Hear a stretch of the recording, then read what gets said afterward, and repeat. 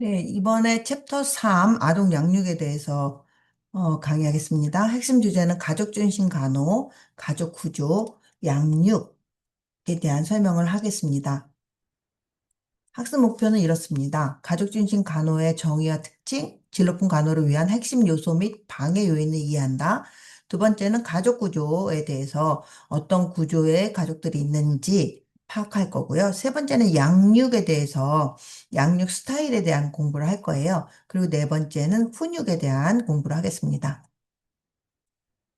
먼저 패밀리 센터드 케어, 가족 중심 간호죠. 이 용어는 처음에도 설명했지만 대상자와 가족이 건강 전문가들과 상호 협력 관계에 기반하여 대상자의 건강 관리를 계획하고 제공하고 평가하는 접근법을 말한다라고 얘기했었죠. 단순히 간호사가 또는 의료진이 건강 전문가들이 제공하는 제공자의 역할이 아니라 상호 협력하는 파트너로서 어, 역할을 한다. 같이 문제를 찾고, 같이 목표를 정하고, 같이 플랜을 짜고, 그 다음에 같이 수행하는 역할을 한다. 그것이 패밀리 센터드 케어다라고 얘기했었습니다. 그러면 이런 가족 중심 간호를 하기에 성공할 수 있는 성공 요소와 방해 요소가 있는데 성공 요소로는 이렇게 세 가지가 있습니다. 먼저는 협력과 환경입니다. 환자와 가족 간의 긴밀한 협력이 있어야 되겠죠. 서로 신뢰가 없는 상태에서는 하기 어렵잖아요. 적절한 치료 환경과 충분한 시간이 제공될 때 질 높은 간호를 제공할 수 있어요. 두 번째는 공감적 의사소통입니다. 가족의 입장에 대한 공감과 이해가 가능해야 되겠죠. 그리고 상호 협력적인 의사소통 방식이 필수적입니다. 세 번째는 문화적 이해입니다. 다양한 가족의 문화적 배경과 차이를 이해하고 존중하는 태도가 필요합니다. 문화마다 약간씩 많은 부분이 다르잖아요. 그 다양성에 대한 것들을 우리가 이해하고 있어야 가족 중심 간호를 할 수 있습니다. 그럼 방해 요인은 어떤 게 있을까? 먼저 기술 부족입니다. 의료진이 가족 중심 간호에 대해 잘 몰라요. 그리고 가족 중재 기술이 미약해요. 의사소통 능력도 부족합니다. 그러면 당연히 할 수 없죠. 두 번째는 시간 부족입니다. 과중한 업무로 인해서 가족과 충분히 소통하고 돌볼 시간이 부족할 때 그럴 수 있고요. 세 번째는 심리적, 지지적 장벽이 없을 때 그렇습니다. 즉, 간호사는 역할 상실에 대한 두려움이 있어요. 만약에 이 역할을 같이 파트너라고 했는데 나보다 더 잘하면 어떻게 하지? 뭐 이런 생각들을 하게 되는 거죠. 그래서 이런 문제들 때문에 안 할 수 있다. 그런 얘기입니다. 가족 구조에 대한 이해도 필요하겠죠? 우선은 트레디셔널 패밀리, 그래서 전통적 가족으로 들어가 있습니다. 전통적 가족은 여성과 남성의 부부가 주도하는 가족 형태로 단일 소득 혹은 맞벌이 가족이 포함되고요. 주요 특징은 임신과 출산, 육아에 대해 학습 동기가 매우 높습니다. 그리고 전통적인 가족 구조의 기본 형태입니다. 여기에 핵가족의 이제 조부모나 친척이 함께 거주하는 형태를 우리는 확대 가족이라고 얘기하죠. 그것과 다르게 넌 트레디셔널 패밀리들이 있습니다. 현대 사회에는 매우 다양하게 가족을 이루고 살죠. 모두 다 뭐 혼인신고 안 할 수도 있고요. 그 다음에 학부모 가족 대표적이죠. 그리고 혼합 가족이라고 해서요. 재혼으로 새로운 가족이 형성되는 경우들이 많죠. 그리고 입양 가족, 입양도 점점 늘고 있습니다. 그리고 이제 조손가족은 조부모와 손자, 손녀가 같이 중간에 엄마 아빠는 없이 그렇게 사는 경우를 조손가족이라고 얘기하고요. 이 경우도 많이 늘고 있습니다. 그다음에 이제 다문화 가족입니다. 문화가 다른 부모인 경우에 같이 합쳐서 사는 경우들을 다문화 가족이라고 얘기하고요. LGBTQ라고 해서 레즈비언, 게이 뭐 이렇게 뭐 바이 뭐 이런 섹슈얼리티가 이제 정해져 있지 않은 부부들이 즉 예를 들면 게이 부부가 아이를 입양해서 키운다거나 뭐 이런 경우들을 LGBTQ 가족이라고도 얘기합니다. 그리고 자녀가 있는 미혼 부부 이런 경우도 비전통적 가족에 포함되겠죠. 좀 더 자세히 보면 비전투적 가족에서 한부모 가족의 경우를 보면 싱글 페어런트 패밀리다 보니까 점차 증가하고 있습니다. 우리나라 경우도 주로 어머니인 경우가 많고요. 이혼이나 미혼 출산이거나 또는 사별 등이 주요 원인이기도 합니다. 이로 인해서 경제적 어려움이 있을 수 있죠. 그리고 엄마가 혼자서 아이를 양육하다 보니까 직업을 잃을 경우가 많잖아요. 그래서 직업 상실에 대한 준비가 되어 있지 않은 경우가 많다. 그리고 혼합가족의 형성입니다. 그래서 블렌디드 패밀리인데요. 이혼이나 사별 후에 한부모 가족이 기존의 자녀와 함께 새로운 파트너 가족을 형성하는 형태. 말했죠. 아버지도 이혼한 경우예요.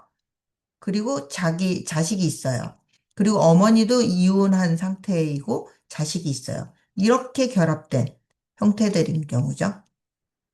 또는 뭐 한쪽만 있을 수도 있고요. 그 모든 경우들 다 브랜디드 패밀리라고 얘기합니다. 이런 경우는 응집력이 너무 중요하겠죠. 그래서 서로 다른 양육 방식과 가치를 인정해야 하고 가족 간의 갈등을 발생할 수 있음을 이해합니다. 가족의 다양성은 가족의 형태가 변화하더라도 아동에게 안정감과 사랑을 제공하는 가족의 본질적인 기능은 변하지 않습니다. 네, 다음은 네, 비전통적인 가족의 두 번째인 거죠. 그래서 입양가족인 거고요.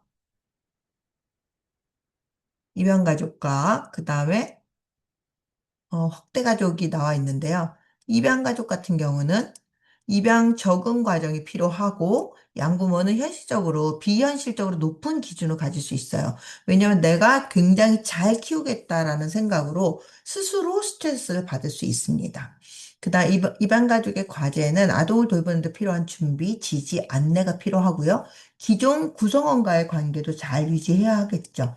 그리고 확대 가족은요, 3세대 그 이상의 세대가 함께하는 가족 형태를 말하고요. 생각보다 조부모에게 추가적인 스트레스와 부담이 유발될 수 있습니다. 새로운 가족 구성원을 맞이하는 과정에서 충분한 준비와 지지, 그리고 구성원 간의 유대감 형성이 매우 중요한 가족 형태라고 할 수 있습니다. 네. 다음은 이제 비전통 가족 중에 조손 가족과 다문화 가족이 나옵니다. 조손 가족은 부모의 사망이나 또는 경제적 결핍, 미혼모 증가 등으로 발생하게 되고요. 근데 이미 이제 할머니, 할아버지도 연세들이 있으시잖아요. 그리고 건강도 안 좋으시잖아요. 또한 경제적 능력도 결여돼 있을 확률이 크죠. 그러다 보니까 아동 양육에 큰 부담을 느끼게 되고 추가적인 스트레스를 유발하게 됩니다. 그 안에서 아동은 더 힘들 수도 있겠죠. 다문화 가족의 도전 과정입니다. 다문화 가족은 주로 우리나라는 현재는 이제 어머니들이 다문화인 경우가 많은데 다른 문화권에서 들어온 경우를 말하죠. 의사소통 문제와 문화 차이로 부적응을 겪게 되고요. 경제적인 빈곤이나 사회적 편견 역시 이들한테 되게 위험한 팩터입니다. 그리고 부부간의 언어적, 신체적 학대, 방임의 위험이 있을 수도 있고요. 이 모든 것들이 아동에게는 양육자의 우울이나 낮은 자존감, 불안, 이런 것들을 초래하고 이것 때문에 아동의 대인관계 갈등이나 신체화 증상 같은 문제를 일으킬 수 있습니다. 그래서 집중적인 케어가 필요하다라는 것이에요. 문화적 배경과 세대적 특징을 이해하고 가족 전체를 포괄하는 사회적 지지 체계를 연결하는 것이 매우 중요하게 되겠죠. 네. 그래서 그렇다면 가장 건강한 가족은 어떤 가족일까? 여러분들 스스로 여러분의 가족들을 한번 돌아보시면 좋을 것 같아요. 8가지 특성이 있는데요. 먼저는 개방적인 의사소통. 서로 솔직하게 표현하고 개방적인 대화를 나눌 수 있는지. 두 번째는 역할의 융통성입니다. 상황에 따라서 가족 구성원의 역할을 융통성 있게 하는지, 즉, 엄마, 아빠, 뭐, 자녀들이 있다면 만약에 엄마 역할들이 있었어요. 근데 엄마가 아파요. 병원에 가요. 그러면 이 엄마 역할을 누군가는 다 대신할 수 있어야 되잖아요. 그런 융통성이 있느냐. 그리고 세 번째는 양육 원칙에 합의가 되고 있느냐. 훈육과 생활 규칙에 대한 의견이 일치해야 된다는 거죠. 모두 다 하나하나 다 맞지 않을 수는 있어요. 하지만 기본 원칙에는 동의해야 됩니다. 예를 들면 아이는 뭐 충분히 먹고 자고 잘 놀면 된다. 뭐 이런 원칙이라든지 뭐 가족이 함께 밥을 먹고 그다음에 함께 노는 것이 우리는 중요하다라든지 뭐 이런 것들이요. 그다음에 이제 적응력과 변화하는 삶의 그 상황에 적응력이 있으며 위기를 잘 감당해내는 가족이 건강한 가족이고요. 자발적인 도움입니다. 도움을 요청받을 때까지 기다리지 않고 엄마 보니까 엄마 되게 힘들어 보여요. 그러면 여러분들이 엄마 이거 제가 할게요. 이렇게 하는 거죠. 제가 할 일이 있을까요? 라고 얘기하는 것들, 자발적으로 돕는 것을 말합니다. 그리고 함께함과 자율성, 정기적으로 함께 시간을 보내는 동시에 서로의 자율성을 촉진하는 경우들 도움되고요. 지지자원 활용 역시 건강한 가족의 특징입니다. 도움이 필요할 때 적절한 외부 자원을 찾아서 능동적으로 찾을 수 있는 경우들, 그리고 문화적 가치 전달을 잘하는 가족, 그래서 아동에게 가족 고유의 문화적 가치와 긍정적인 기대를 전달하는 가족은 건강한 가족이다. 여러분들의 가족이 어떤지 잘 생각해 보시고, 만약에 이 중에 뭐 잘하고 있는 것도 있고 부족한 것도 있다. 그러면 내가 가족 구성원으로서 어떻게 기여하면 건강한 가족으로 만들 수 있는지 한번 생각해 보시는 것도 도움이 될 것 같습니다. 그다음 가족의 기능을 방해하는 요인은 이런 것들이 있어요. 이 방해 요인으로 아동에게는 톡식 스트레스라는 것들이 일어납니다. 톡식 스트레스를 유발하는 다섯 가지 고위험 가족 유형입니다. 먼저 1번은 부부 갈등과 이혼입니다. 부부간의 심각한 갈등이나 이혼 과정은 아동에게 정서적 불안과 혼란을 야기하고 가족 구조의 급격한 변화를 초래합니다. 그리고 10대 부모의 미성숙함과 경제적, 사회적 준비 부족은 양육 기술의 저하로 이어져 아동 발달에 부정적 영향을 미칠 수밖에 없겠죠. 세 번째, 가정폭력. 네, 아동에게 심각한 외상을 경험하게 하고 이는 성장 후에도 장기적인 후유증을 남깁니다.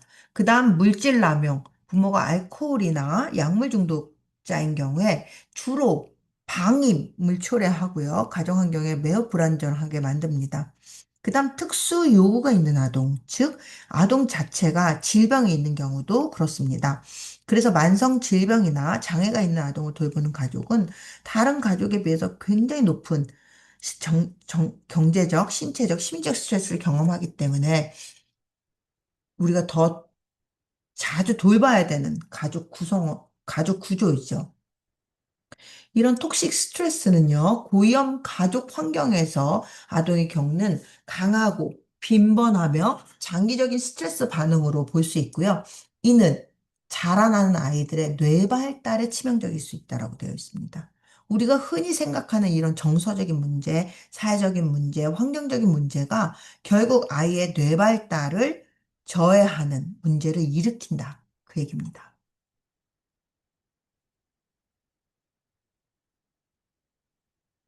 네, 다음 이제 양육에 대한 얘기입니다. 양육은 페어런팅이라고 얘기하고요. 페어런팅은 우리 인성배에도 나왔었던 개념입니다. 부모됨이라고 얘기한다고 했고요.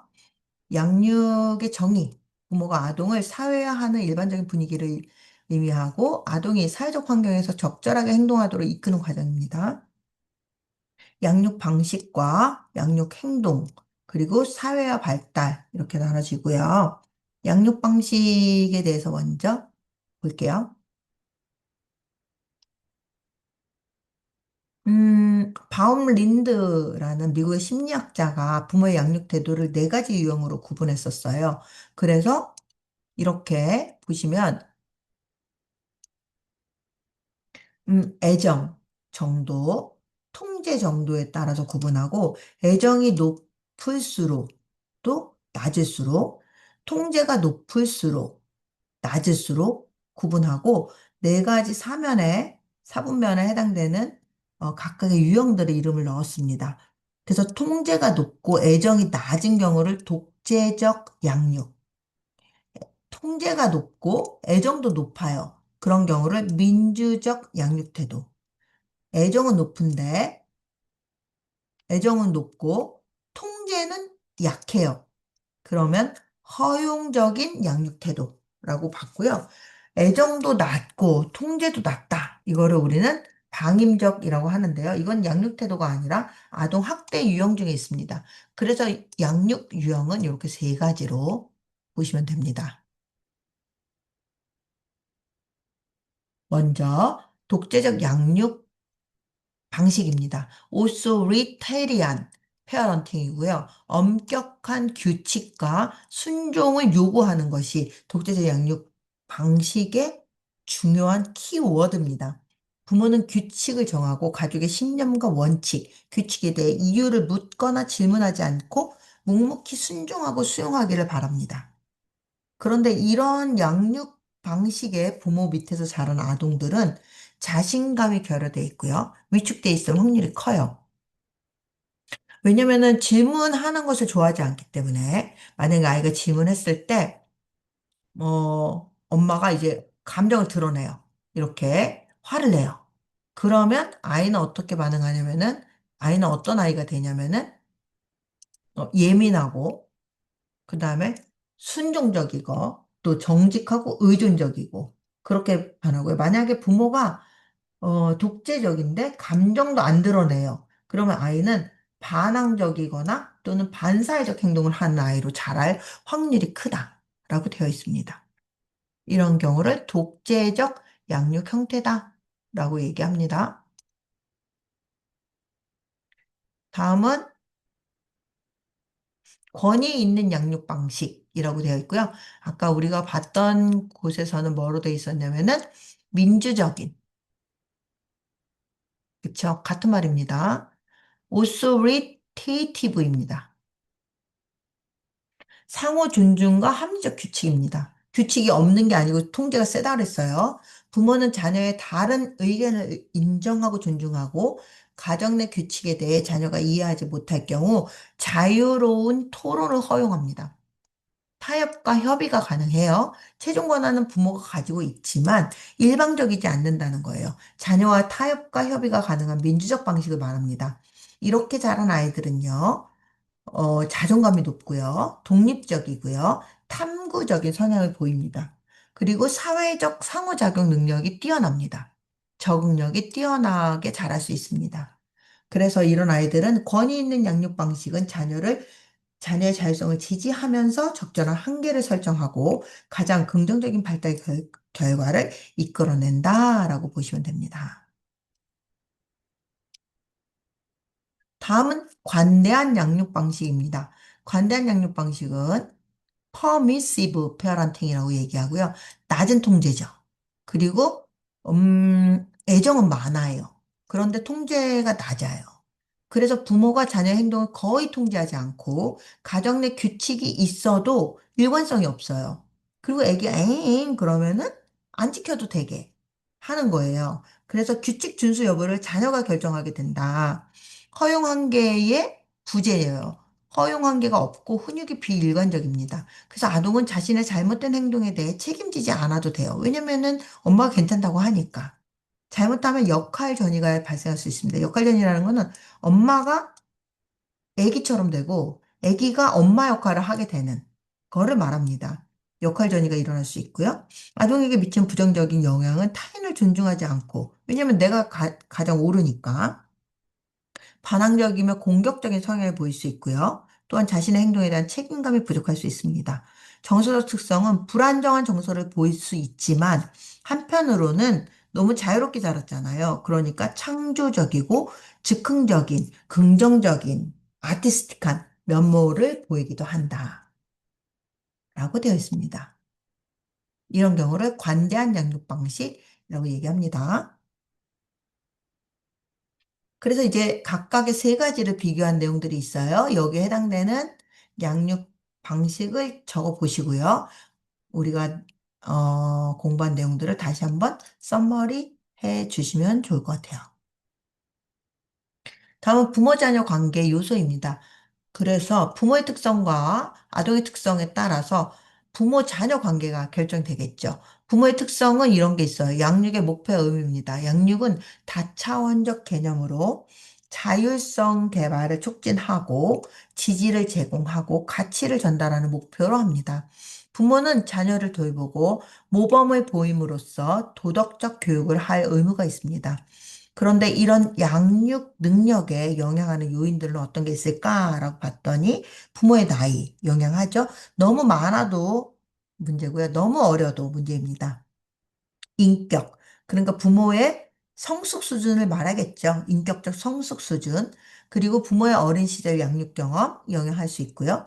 그리고 능력과 자신감, 부모 기술, 자녀에 대한 기대, 그리고 건강 상태, 부모가 건강하지 않을 때 양육에 영향을 미칠 수 있고요. 그 다음에 부부관계의 질 또한 영향합니다. 그래서 관계가 좋을수록 안정적인 양육을 할 수가 있겠죠. 부모의 지지 체계가 중요한데 부모의 사회적 관계, 가족이나 지역사회 지지 체계 여부는 양육 능력에 중요한 작용을 합니다. 다음은 이제 아동 특성입니다. 아동 특성은 외모, 성별, 기질 이런 것들이 부모 자녀 관계에 직접적인 영향을 미칩니다. 특히 원하지 않는 자녀일 때는 부모 자녀 관계에서 부모가 아이를 거부할 수도 있습니다. 그러면 관계가 잘 맺혀지지 않겠죠. 네, 기질과 부모의 기대라고 해서요. 이렇게 순한 아이들, 우리 이거 기질 배웠잖아요. 세 가지 기질이 있고, 아동에서는. 그래서 이렇게 순한 기질 아동은 대부분 부모 관계가 매우 좋죠. 상호 작용이 매우 원활하고요. 그 다음에 까다로운 아이는 불규칙하고 새로운 환경에 적응이 느리고 부정적인 반응이 강하게 나타나기 때문에 부모의 인내심이 필요합니다. 그리고 느린 기질의 아이들은요, 활동 수준이 낮고 반응 강도가 약하고 새로운 상황에 서서히 적응하죠. 그래서 역시 부모의 기다림이 필요하다. 되어 있습니다. 그 다음에 이제 훈육 개념 나옵니다. 훈육은 디시플린이라고 얘기하고요. 아동에게 사회적 환경에서 적절하게 행동하는 방법을 교육하기 위한 것으로 자기 통제의 기본입니다. 일차적으로 아동이 사랑받고 있다는 것이 느끼게 해야 합니다. 훈육은 단순히 잘못된 것을 고치는 것이 훈육이 아니라 결국 아이가 사회적 환경에서 적절하게 적응하도록 돕는 것이 훈육이라는 것입니다. 그런데 그 훈육을 할 때는 아이가 충분히 엄마가 나를 너무너무 사랑해서 이런 훈육을 하는구나 라고 느낄 수 있어야 한다는 것입니다. 그렇지 않으면 이것은 그냥 트라우마로 아이한테는 상처가 될 수 있기 때문에 더 주의해야 된다. 그런 얘기죠. 그래서 1번으로 뭐냐면은 긍정적인 관계를 유지해야 돼요. 부모 자녀 사이에 긍정적이고 지지적이고 애정 어린 관계를 지속적으로 유지해야 하고요. 두 번째는 적절한 행동 제한을 설정합니다.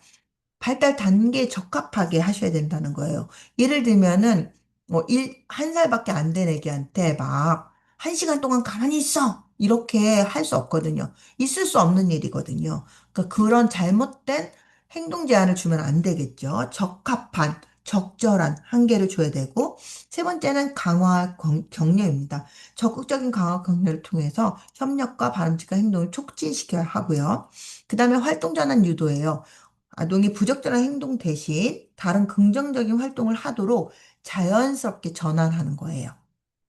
제일 많이 쓰는 방법 중에 하나입니다. 그리고 결과를 이해하도록 돕는 거. 부적절한 행동의 결과를 이해하고 그에 따른 결과를 스스로 아이가 파악하고 그 결과에 따라서 따르도록 도와주는 것을 의미합니다.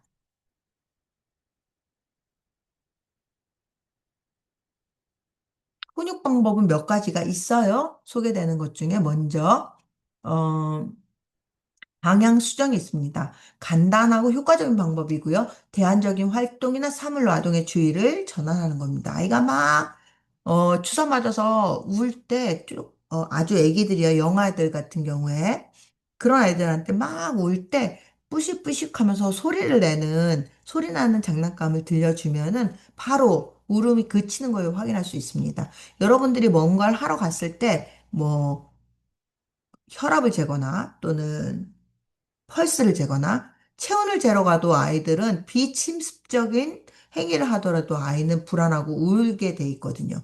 그럴 때 여러분들이 다른 이런 방향 수정의 방법을 사용해서 인형을 보여줄 수도 있고 소리 나는 어떤 장난감 같은 거 있잖아요. 그런 것들을 보여주면 아이는 금세 거기에 몰입하고 그치게 됩니다. 두 번째, 논리적 설득이죠. 행동이 잘못된 이유를 설명하는 겁니다. 아동 자체가 아닌 행동에 초점을 맞추고요. 너는 이래, 넌 이런 애잖아. 이렇게 하지 말라는 거예요. 그 행동 때문에 아이 메시지, 엄마가 어떻게 느껴졌는지, 선생님이 어떻게 느껴졌는지, 어떻게, 나의 반응, 나의 느낌을 아이 메시지로 전달하시는 게 효과적이다라는 것이고요. 물론 이 경우는 말이 통하는 아이, 말로 의사소통이 가능한 아이들한테 해당이 되겠죠. 그다음 타임 아웃입니다. 잘못된 행동 시 즉시 관심을 중단하고 자극 없는 장소로 격리하는 것입니다. 많이 보셨을 거예요. 생각하는 의자 뭐 이런 것들이죠. 타이머를 활용해서 시간을 명확히 인지시키는 것이 중요합니다. 예를 들면은 네, 예를 들면은 2세 아동인 경우는 2분입니다. 딱 2분 동안, 2세에게는 2분 동안만 앉혀두고 생각 의자에 앉혀두는 거죠. 그런데 더 길게 하시면 안 돼요. 효과적이지 않고 트라우마가 될 수 있습니다. 말해줬듯이 문 닫고 방 안에 넣고 이런 거 하시면 안 됩니다.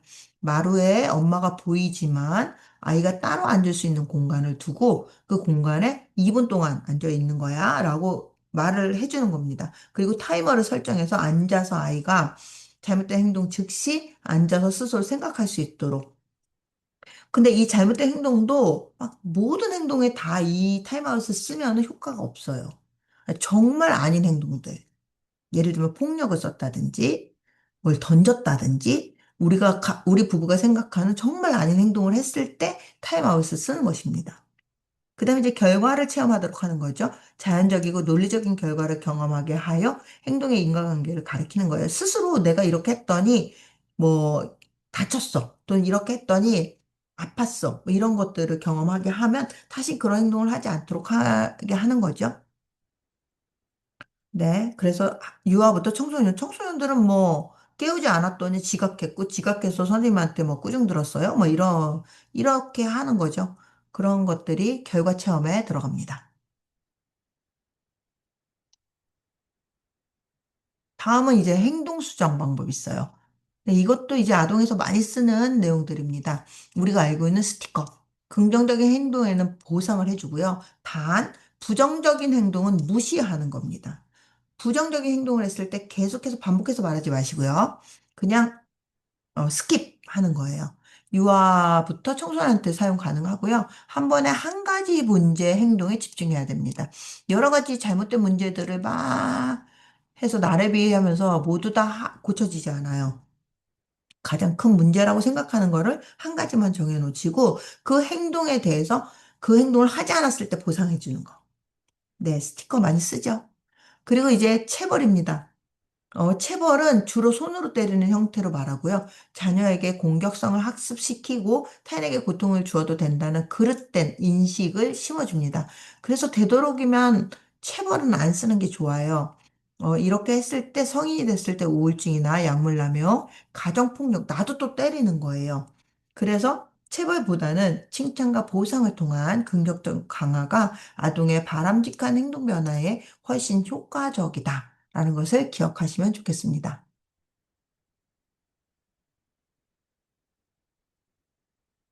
네, 아동 양육에 대한 학습한 내용들이 정리되어 있고요. 빈칸들은 좀 채워서 작성해 두시면 좋을 것 같아요. 뭐, 독재적 양육 방식에 대한 설명, 권위적 양육 방식에 대한 설명, 관대한 양육 방식에 대한 설명, 뭐, 기타, 기억나는 것들 여기다가 정리해 보시면 도움이 될 것 같습니다. 수고하셨습니다.